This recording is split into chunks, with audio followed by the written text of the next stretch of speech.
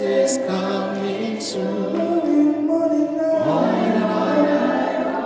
Good morning, guys. Brother Kraft here with the Youth Ministry Minute Message. As always, just so very thankful for this opportunity. Thank you for you guys just chiming in and being a part of what we're trying to do and the message that we're trying to relay to the youth. Not only at Southside, but whoever chimes in. It's just an opportunity for us to talk about and learn more about God's holy divine word. So we've been talking about love and God's love, the agape type love, right?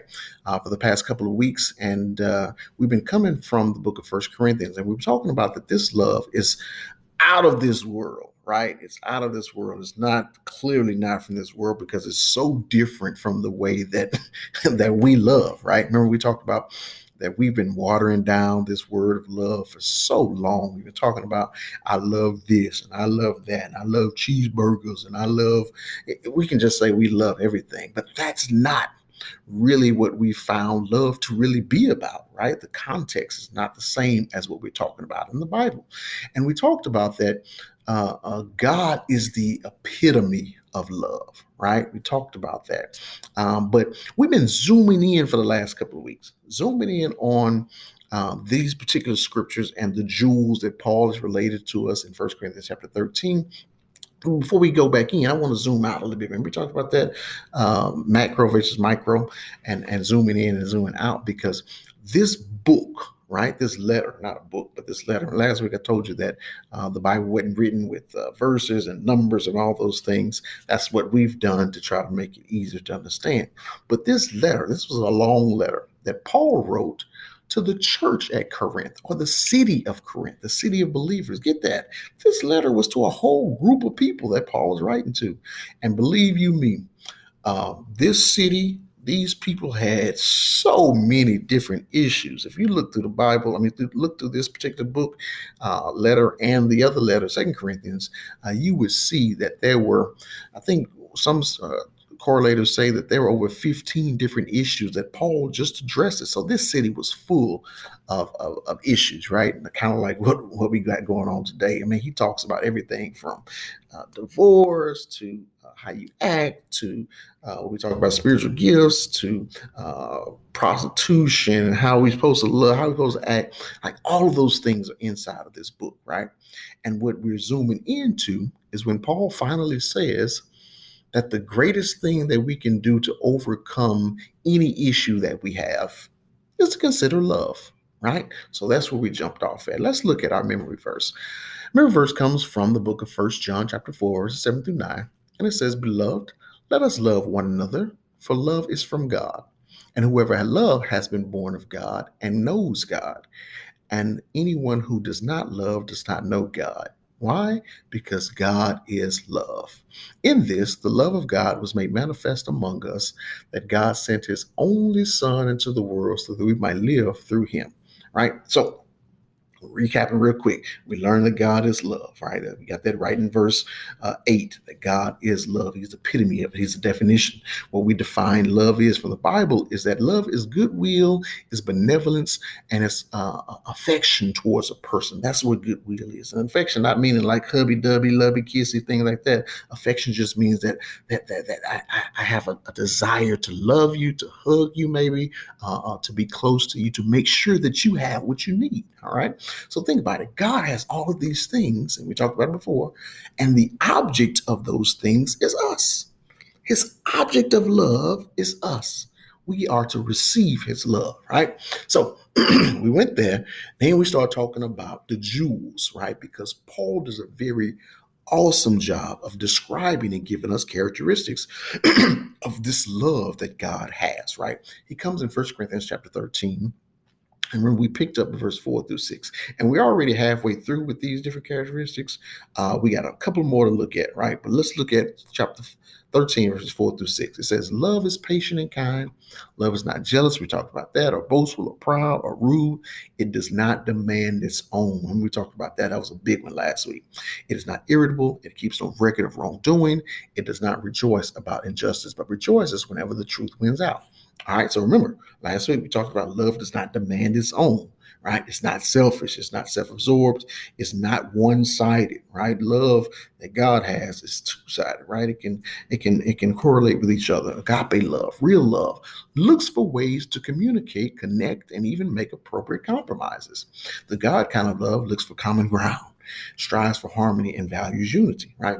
Then we talked about, remember my slide about if this was a boxer, I'll be beat up, because love is not irritable and it keeps no record of wrongdoing. Remember, I told you guys you can't take a mental note or mental record. My sister did this, so I ain't gonna get her no juice. Or I'm not gonna run her bath water no matter what she asked because she did this to me. That's not what love is described as in the Bible, right? Now, today we're going to go a step further because we're going to look at another fascinating aspect of God's agape love, right? And that's in this verse right here before in verse 6. It says that love does not rejoice about injustices, but rejoices whenever the truth wins out. That's the New Living Translation. King James would say that rejoices not in iniquity, but rejoices in truth, right? So injustice, iniquity, NIV says that it doesn't rejoice in evil. All right, that's simple, right? So this type of love, in essence, it does not celebrate evil or wrongdoing. Rather, it celebrates when the truth occurs. All right, when the truth occurs. Well, I know you're probably thinking, Brother Kraft, what does that mean, and how does that look? Right? And that's a great question, right? It simply means that we don't celebrate, cheer, clap, roar when bad things happen, right? Simply put.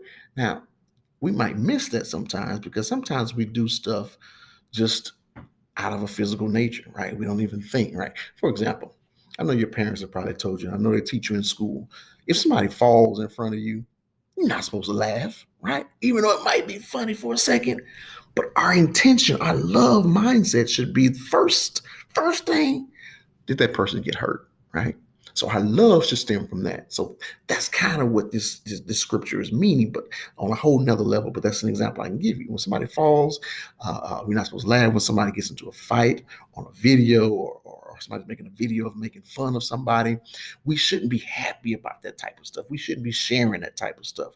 I know the world seems to think that it's okay, and the world seems to think that you can do all those type things and share those type things. When something bad happens, that's just hilarious and it's just popular and things like that.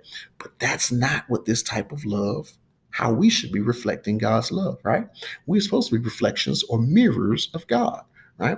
I remember when after the George Floyd incident, right? And there were a lot of people, oh man, on social media who were posting these crazy pictures reenacting the police on George Floyd's neck, like they were on their friend's neck and they were taking a picture and smiling. Like that's evil. That's crazy. That's an injustice. That's an iniquity. That's evil that we shouldn't be clicking on and sharing, or we shouldn't be liking anything like that, because it was evil. That was appalling. Okay, another example, biblical example. Here we go. It reminds me of a time. Remember when Jesus, when he was on trial, right? And this is reflected all through the Gospels. In particular, I like John 18, when it talks about that Jesus was on trial to be crucified, and the high priest had convinced the crowd, all the multitude of the Jews in Jerusalem, that Jesus needed to be crucified, and they couldn't even figure out why, right? They thought that they tried to make people believe that he was the worst thing since sliced bread, and he had to be crucified for it, right? And the Roman authority at that time, his name was Pontius Pilate. I think he was like the city governor or something like that, right? He interviewed Jesus, and get this, he could not find a reason to convict or charge Jesus. But the people on the outside, the Jews who brought Jesus to Pontius Pilate, wanted them to kill him, right? Or crucify him, right? And it came to say that the people start chanting and cheering and demanding that Pontius Pilate crucify Jesus. But he didn't have no reason to, right? That was the evil. That was unjust. That was iniquity at its finest, right? And when he was talking, when Jesus inly was, Pontius Pilate gave the order, and Jesus was walking and carrying his cross through the city, there were some people who were actually cheering and spitting up on him because they were told to do so. It's kind of like the blind leading the blind. The high priests were blind. They didn't know who this really was, or didn't accept who this really was. And they told the people that this was not the Messiah that they were waiting on, right? they were so unloving, ignorant to the fact, right, that this was Jesus, and rather they were just being led by a blind messenger. That's what this spirit. That's what came to mind when I was looking at this passage of scripture. That we should not rejoice in injustice. We should not rejoice in evil. We should not rejoice in iniquity, but rather we should rejoice in the truth. Right? We have to love better. We have to not get caught up in accepting or God forbid cheering on evil. All right, in this day and time, sharing evil, right? We shouldn't be clicking and sharing evil. But the flip side of this, right, is that we can celebrate when truth wins out, right? We can celebrate when justice prevails. And get this, I'm talking about God's justice and many times the court system's justice, not the neighborhood justice, right? Oh, he was supposed to get beat up. He supposed to. It was good that he got in that car wreck. No, no, no, no. We're talking about God's justice and the court system justice. When a person is convicted for this is the case about George Floyd. Like we can rejoice in that. That was truth, right? And so forth and so on. But let's be careful not to be celebrating, cheering on our youth, sharing, liking things that are evil, that we know that are downright just evil, right? So, like I said earlier, we should strive to be like God. We should strive to be more like God in this love department. All right. When God created us back in Genesis, we are supposed to be mirror images of God, right? We should be acting like God. That's why I think this lesson is so important, because we should be able to love like God. We should be able to act like God and speak like God and be have goodwill and benevolence and affection towards our brothers and sisters, our Christian brothers and sisters as well, just like God does. We experience it in spurts. When I talk about it, we experience this agape love in spurts, but God lives and loves in it all the time, right?